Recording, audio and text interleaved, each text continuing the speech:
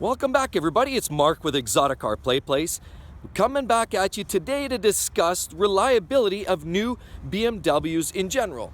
Now, if you see behind me here, I have my E70 X5. There's also a new X5 right beside it. And I've been getting lots of calls from the dealer lately to come trade it in. But the question is, are the new cars as reliable as the older cars?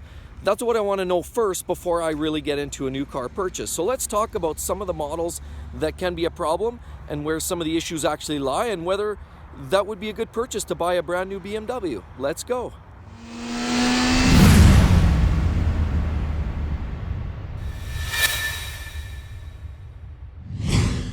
So since we're on the discussion about X5s, because I drove my X5 today, this is the E70. Well, over here we have a new one. Well, I shouldn't say new. This is more or less the latest. Now, you know there's a newer version that's just being released right now, a brand new X5. There's lots of great rebates, lots of great deals on these X5s this generation, which is the one just before the latest, which of course we're in 2018. So this is sort of on the outgoing, but it's a fresh style compared to the E70. Obviously, I've had the E70 for a while, and if you've watched some of my channel content, you know I've had issues. I've had issues at the back with the airbags. I've had issues, weird window cracks, and I've had problems with the intake systems and broken vacuum lines and all kinds of other codes and things that have gone on this car. Glow plugs as well, because it's a diesel, has also gone. What about the new ones? Now, first I got to mention, a friend of mine actually has one of these. He has, I believe, a 2015, more or less the same body style, and he loves it. But his is a 35, just like this one, which is a gas jobby. It's the turbo gas with the illustrious N55 motor in it, and he loves it. It's got lots of power. It's easy to throw a chip in it, upgrade, get a quick 400 horse out of it. It's a great machine. It looks sharp, and he loves everything about it, with the exception of an ongoing nagging issue that he's had, which really is an issue with stalling and rough idles and hunting and surging. So he has had intake related or fuel related issues with his X5 that the dealer has been struggling with rectifying. Now, I don't know where he's had it serviced, so this isn't about the dealer or whatever specifically. The point is, there's a glitch in that car that has been a problem for him. Outside of that, I know he loves the car. It's great. I know this body style is a little sharper. You'll notice it's a little bit lower, or it certainly has a lower profile. It seems to anyway when you look at that versus the E70. It seems a little sportier in my mind. It's a little sharper, whereas the E70 seems a little more truck-like. Now, it sort of depends on your flavor, but it's a beautiful design. So are they without their faults? No, not necessarily, but I would say, word has it, aside from a few of these oddities, the overall rating of quality on these cars and reliability is a lot better than even from the generations a few generations ago, such as like the E70 or even before. These ones here are actually quite good, and there's not a lot of issues. More of the problems really evolve around the electrics on it, and because there's a lot more going on here in terms of safety features and electrical options. And so the next car we talk about are anything with the B58 engine like you have here in the, this happens to be a 340, of course, which is the next hottest car to the M series, the M3 or the M4. You can get the 340. The beauty with doing a 340 or a 440 like you have here with the B58 engine is that now you can couple it to all-wheel drive. So you can have your all-wheel drive system in these cars and then actually enjoy kind of the poorer driving road conditions. You can actually enjoy that and have a car that's quite sporty to drive. So this is a really cool machine. But this is a new version. This new 340 utilizes that engine, which is the B58, that is more or less replacing the N55 from the old 335 car, of course. So it's a new revised engine. There's a lot of new great features that optimize its performance. There's more focus on cooling, engine cooling, oil cooling on this car than you ever had before, because now it's pressing higher boost for more power. This car is producing closer to 335 horsepower. So it's a great machine. but it hasn't totally been without its faults. And this engine really has been in the 340, 440, 540. It's used in a lot of the cars, even some of the X cars. Now, of course, we've got the coupes over here, like a 440 right here. Now, did you know the engine out of this is actually more or less the same slightly detuned engine that you get in the new J29 Toyota Supra? Yeah, that new hot Supra that's powered by a BMW drivetrain, that's the engine that powers the Supra in 2019. So that's the hottest thing. And obviously, they're sharing the same engine that you're finding in the 440 or 340 series cars, just a slightly tuned up version of it. Now that's pretty impressive when you think, okay, I'll just drive my family sedan, you know, the 340 or 440, and you have the same hot engine that you get in the other car. So that's one thing. One downside that I've heard from some people comment that these fenders in the front get really hot after a hard drive because the turbos expand out a lot of heat, produce a lot of heat, and even to touching the fenders here after a hard drive creates a very uncomfortable sensation, makes people believe that there's something wrong. So that's been something that's been noted as well. And of course, again, it's a highly tuned engine, straight six, 3 liters in displacement, but high boost in this car. So it has its share of heat production. Now, another thing that's been commented about these 40 series cars is after driving it for a few kilometers, maybe 1,000, 5,000 kilometers, a lot of customers are finding the coolant is low. Well, a lot of the cases it's not leaking. A lot of people are alarmed that it's either burning or leaking antifreeze. In most cases, that's not the situation. What's actually happening with that, the tank setup here for the coolant is such in a way that it takes a while to purge through the thermostat heating cycles to actually get all the air out of the engine. And so what ends up happening eventually after a few heating cycles, of course, after the car is handed over to the customer, the air works its way out, settles out, and of course the antifreeze winds up a little low and requires a top up. Nothing to be generally alarmed about. It's not that big of a deal. It just means that you take it back to the dealer, they top it back up, and you're good to go. Generally not an issue, but that's been something that's been noted. Another thing, oil filters.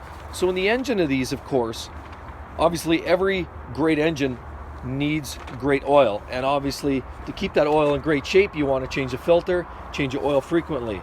Well, the problem with this is, based on BMW's recommended service intervals, it's way too much. And there's been a lot of people have discovered the filters are collapsing, and in some cases almost dissolving because the kilometers on a service is far, far too long. Why do they do that? Primarily to sell cars. And that's a very unfortunate set of circumstances. I would say as a rule, it doesn't matter if you're using synthetic or you're using the latest and the greatest. The oil is part of the whole process. The filter is very important as well. Obviously, these filters there's been a lot of findings where the filters have actually collapsed or failing or almost plug right off completely.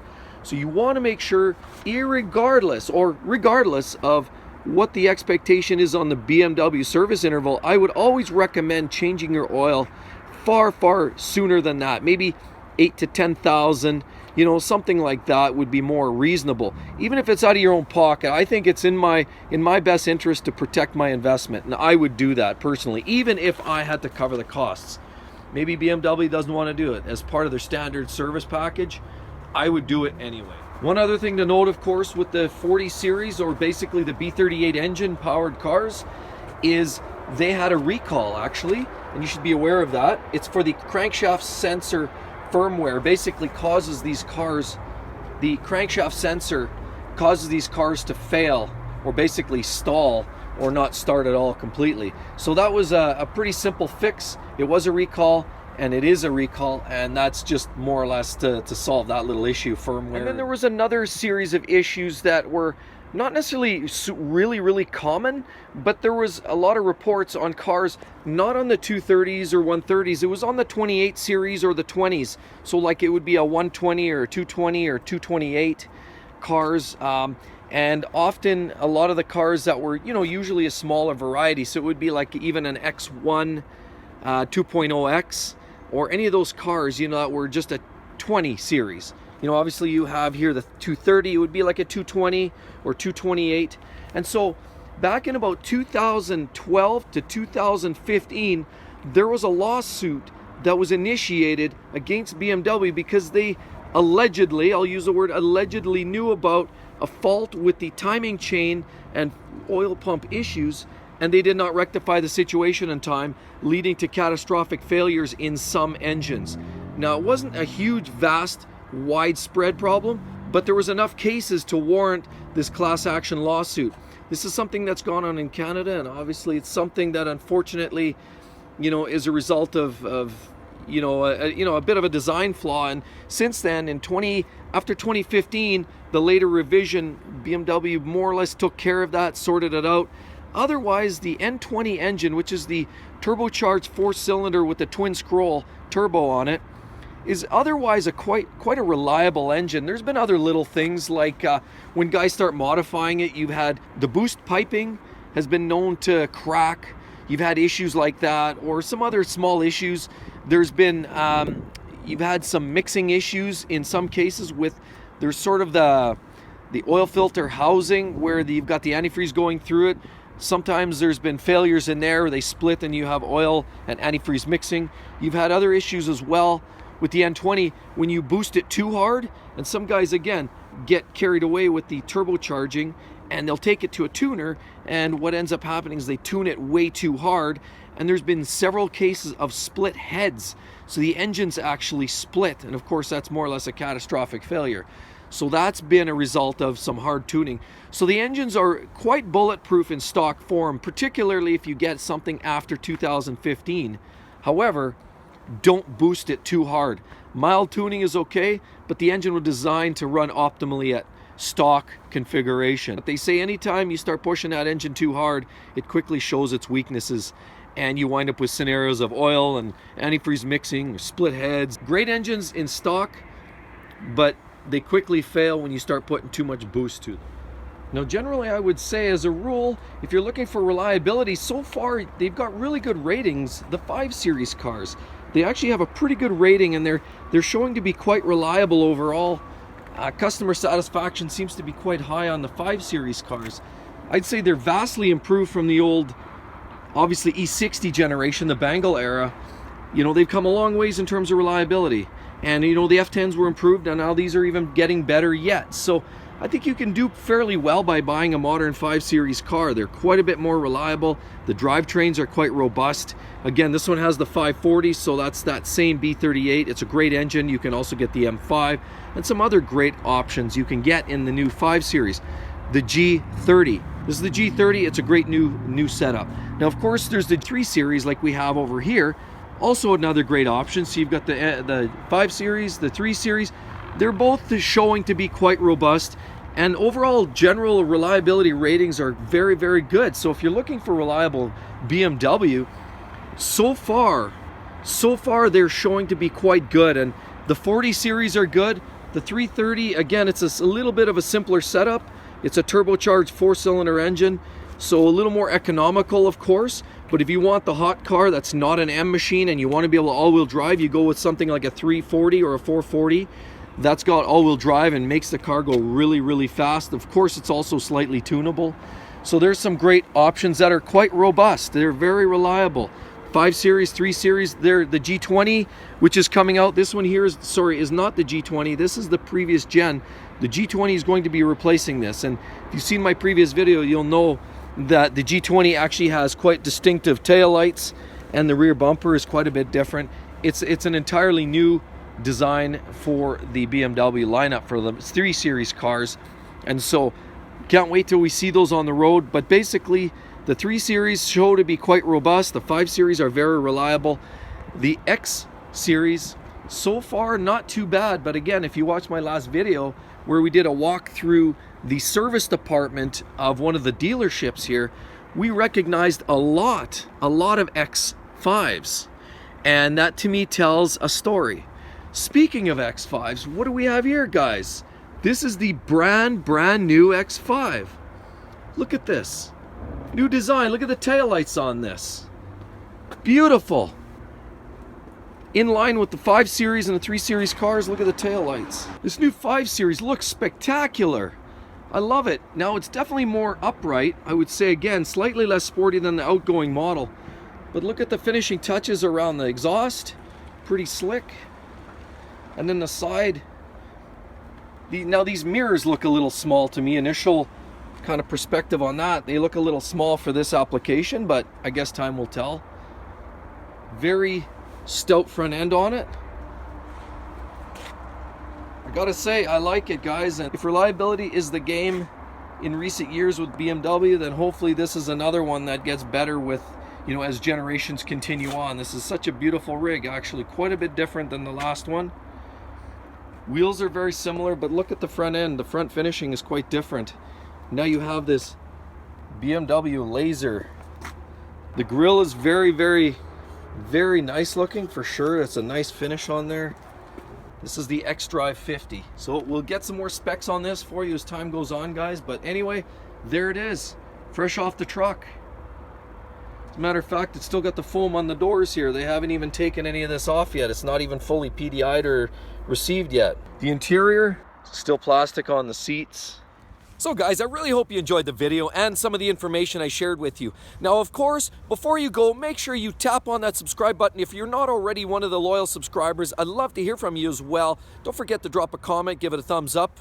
Hey, if you don't like it, why not throw a thumbs down too? I mean, either way, whatever works. The other thing, of course, check out my link below in the description section. We have a link to my store where I sell a bunch of swag. I've got some new t-shirts, some new sweatshirts, hats, you name it. Come check it out. I'll show you some of that stuff incoming. I've just placed an order myself. I'd expect it to show up here fairly soon, but make sure you get some of your own swag. Hope to see you guys real soon on the next one. Catch you then. Mark here signing out. Bye-bye.